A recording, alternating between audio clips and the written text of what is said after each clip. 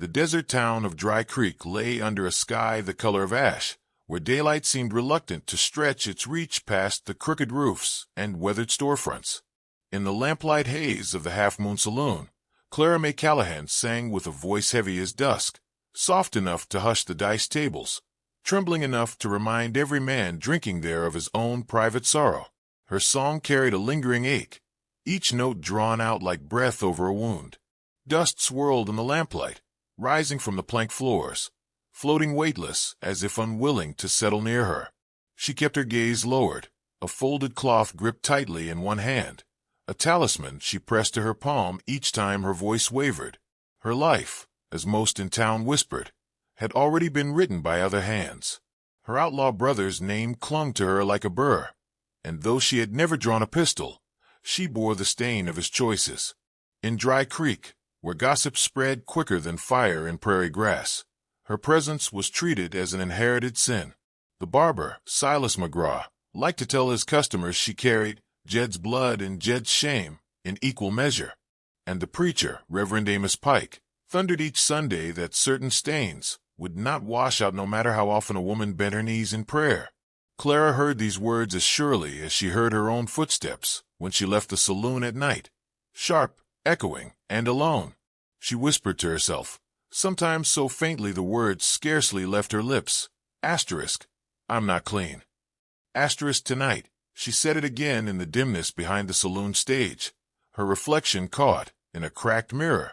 The cloth she clutched slipped once, tumbling to the floor, and for a moment she froze. The lamplight caught the faint scar curving over her collarbone, a mark left from years she never spoke of. She stooped to retrieve the cloth with hurried shame, pulling the shawl higher around her shoulders as if the room itself were judging her. The night wore on. Drunken laughter rose again as her song ended. Men clapped, not for her, but for the whiskey still pouring.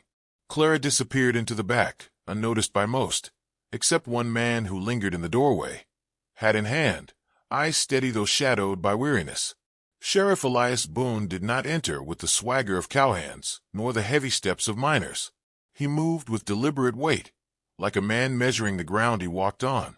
He was past 40.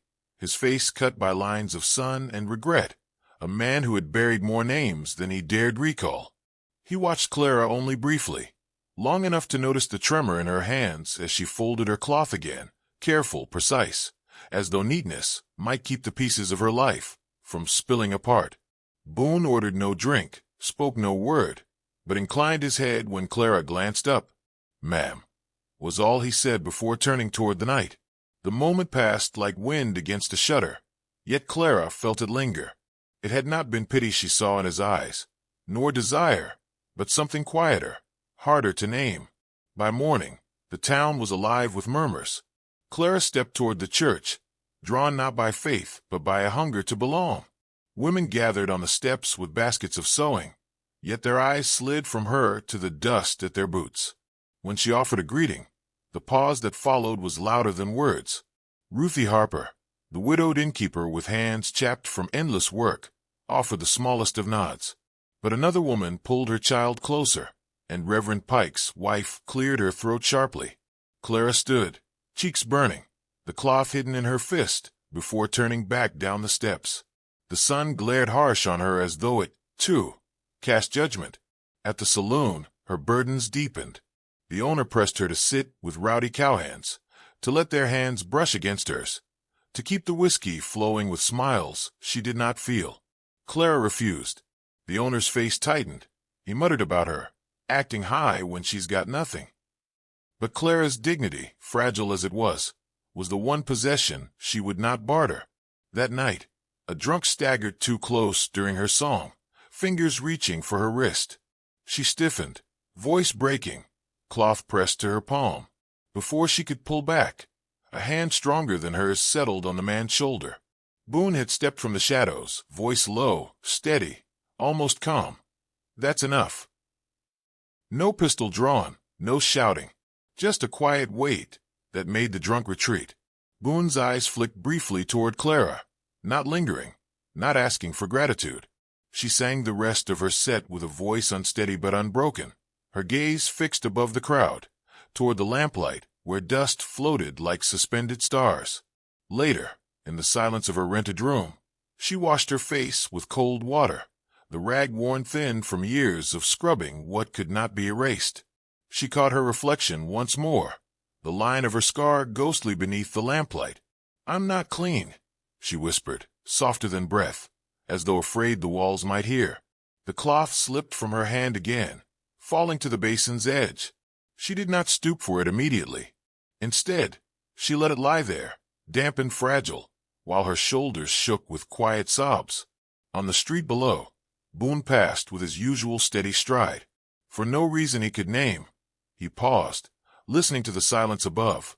He tipped his hat back, staring up at the dim light, flickering through the window of Clara's room. He could not see her, nor hear her whisper, but some weight pressed against his chest, as if her sorrow had reached him through wood and glass. He stood for a long moment in the empty street, the desert wind shifting dust around his boots, before finally moving on. Clara lay awake, the cloth drying stiff beside her, her whisper still echoing in her ears. She closed her eyes, not knowing that a man below had paused for her, not knowing that the world might yet hold a gentler silence than the one she carried. The night ended with no promise, only the faintest thread of possibility, thin as the cloth she clung to, but enough to draw breath for another day. The summer heat weighed heavy upon Dry Creek, pressing down on the town until even the horses shifted uneasily in their stalls. Gossip hung in the air just as thick. Word drifted in from a passing stagecoach. Jed Callahan had been seen in the foothills not 2 days right away, wounded but alive.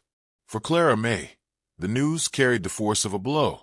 She could almost feel the eyes of the town pivoting toward her, searching for confirmation in the set of her jaw, in the way her shoulders carried themselves beneath her shawl. The barber, Silas McGraw, sharpened his razor in plain sight on the porch, telling anyone who'd listened that Clara's room was the likeliest place her brother would stumble toward. Reverend Pike worked the whispers into his sermon, declaring that blood runs truer than repentance, and sin seeks its own shelter. Clara heard every word, though none were spoken to her directly. Sheriff Boone was not spared the pressure either. Townsfolk stopped him on the street, urging him to keep watch on Clara, to remember that her loyalty might betray the law. Boone listened with the same silence that marked most of his dealings, but behind his steady eyes ran an old sorrow. He knew too well the damage caused when a man judged before truth was proven. Still, duty was duty, and one evening he crossed the threshold of Clara's narrow room, hat in hand, standing as if the air inside might shatter at the wrong move. Clara was seated by the window, the cloth folded in her lap, her face turned toward the fading light. When Boone asked if she had heard the talk, she did not deny it. Her voice was low, roughened with weariness. "They think he'll come to me because they believe I belong to him, body and soul. But I have nothing left of Jed, except the ruin he dragged behind him." Boone searched her eyes, and though he saw defiance there, he also saw a tremor beneath it, a fear not of Jed alone, but of losing the thin thread of dignity she had managed to weave for herself. He did not accuse, did not demand. Instead, he set his hat against the chair back and said softly, "Then let me wait with you a while." From that night, something shifted. Boone began appearing at the saloon when Clara sang, always at the farthest table, silent, watchful. He never clapped, never called for an encore, yet she knew he listened. She began to leave a small wildflower in a chipped glass on the stage edge, never addressed to anyone, but somehow always noticed. One dawn, when she stepped onto her porch, she found the railing mended, the nails hammered straight. She touched the smooth wood and understood it was his doing. No words had been spoken between them beyond necessity, yet in those quiet gestures lay a bond stronger than declarations could ever be. Still, the town grew harsher. Reverend Pike's sermons grew sharper, his eyes seeking her face as he thundered about soiled women and kin stained with outlaw blood. Clara bore it until one Sunday she could not. She left the church steps trembling, clutching the cloth until her knuckles whitened. Alone behind the inn, she pressed her forehead against the cool wall, whispering again that old refrain, "I'll never be clean." When Boone found her there, he did not try to deny it or drown her sorrow in reassurances. He simply lowered himself, to sit beside her in the dust, silent but present. His nearness steadied her more than words could. For the first time in years, she felt she was not standing alone against the tide. The reckoning came on a night when the wind carried the scent of rain, but the sky withheld the storm. Clara had just ended her song when a stir rippled through the saloon. A man stepped in, staggering, blood dark on his sleeve. His features, though hardened by outlaw life, carried the same shape of jaw as Clara's. Jed Callahan, his eyes, fever-bright, scanned the room until they found her. A murmur swept the saloon, rising like smoke. He called her name not with tenderness, but with a desperate hunger, a wounded animal seeking refuge. Clara's heart clenched, fear, grief, and an ache older than either. He stumbled toward her, demanding she hide him. The townsfolk pressed back against the walls, their whispers sharp. Boone entered with the measured tread of a man who knew the next moments might scar the rest of his life. His hand hovered near his revolver, though he had not yet drawn it. Jed turned, teeth bared like a cornered wolf. "You gonna shoot your way through me too, Sheriff?" His voice cracked, raw with pain and defiance. Clara stepped between them, the cloth still in her hand. She looked at her brother, saw not the fierce boy who once walked beside her on sunlit roads, but a broken man dragging shadows behind him. With trembling fingers, she let the cloth fall. The lamplight revealed the scar across her shoulder, pale and ragged, the mark of nights when violence had claimed her long before tonight. Gasps rose from the crowd, for shame long hidden was now laid bare. Clara did not lower her eyes. "Jed," she whispered, her voice steady though her body shook. "This is what your choices left me. This is the weight I've carried while you carved your path. I have bled for your sins. I will not bleed again."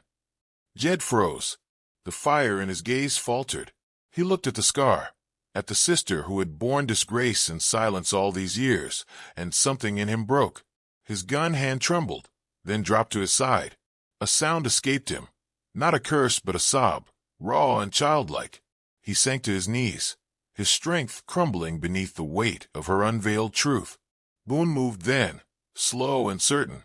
He placed a hand on Jed's shoulder, not yanking, not striking, but steady as stone. Jed did not resist.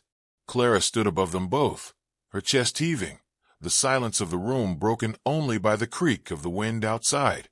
The townsfolk stared, their whispers muted now, their judgments silenced by the sight of a woman's quiet courage. By dawn, Jed was in Boone's custody, his fate sealed not by bullets, but by surrender. Clara walked the street with her head high, the scar still hidden now beneath cloth, but no longer heavy with shame. The townsfolk's stares followed, some softened, some unchanged, yet she did not lower her gaze. Boone walked beside her, not touching, not speaking, but his presence carried the weight of a vow. That evening, Clara sang again. Her voice was changed, not lighter, not free of sorrow, but filled with something new, a steadiness, refusal to bend. The notes hung in the saloon like prayer, drawing silence instead of laughter. She sang not for them, not even for Boone, but for herself. And when the song ended, the night itself seemed to lean in to listen. There are scars that no cloth can hide, stains no water can wash. Yet within the dust of a weary town, a hand may steady, a presence may heal, and a woman once silenced may lift her voice until the air itself trembles with resilience. Remember this, dear heart. The world's forgiveness may falter, but the courage to claim your own worth, that is the cleanest truth there is.